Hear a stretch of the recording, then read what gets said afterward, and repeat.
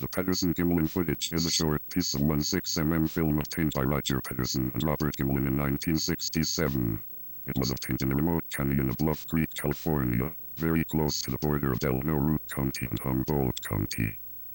Both Patterson and Gimlin lived near Yakima, Washington. Patterson had been trying to obtain film footage of a Bigfoot for many years. During the period he had also written a book entitled, "Do Abominable Snowmen of America Really Exist?" He hoped some decent film footage would help answer that question. In this book he calls attention to the unusually large amount of testimonial and circumstantial evidence pointing to the existence of large, forest-dwelling primate species in North America. Bob Gimlin, a highly experienced outdoors man, was a close friend of Patterson. He accompanied Patterson on several horse-packing expeditions in pursuit of film footage. Equipped with a 16mm handheld Kodak movie camera, the two set out in October 1967 for a horse-packing trip to Northwest California. Their search focused on the Bluff Creek area, because a number of tracks had been found there in prior years while logging roads were being built. Road construction workers had noticed large human-like footprints on the soft exposed soil of the new roads. The tracks were first reported to the press by construction worker Jerry Crew in October 1958. A local newspaper reporter came up with the name Bigfoot to describe the maker of the largest tracks. Tracks of 6 different individuals were repeatedly found on the new logging roads. The sizes ranged from 12.25 inches long to 17 inches long. In the early afternoon of October 20, 1967, as Patterson and Gimlin, on horseback, followed a trail in the creek bottom, they spotted a Bigfoot apparently drinking from the creek. Patterson's horse reared in alarm as the Bigfoot stood up and began to walk away.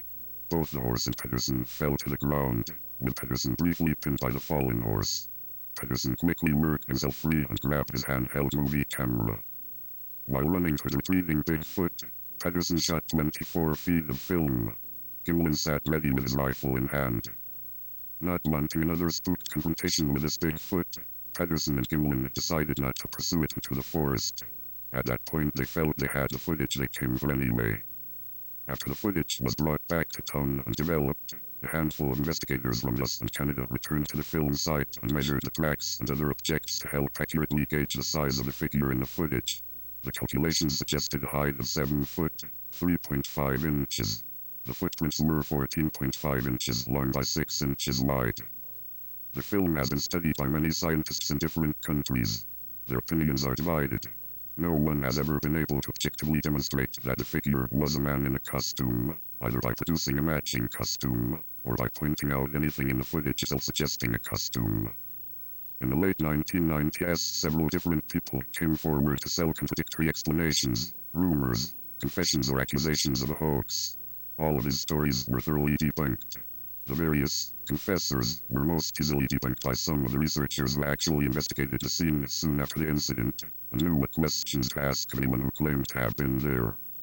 The full history of examination and treatment Patterson footage is a fascinating story of detective work, scientific examination and media hoopla.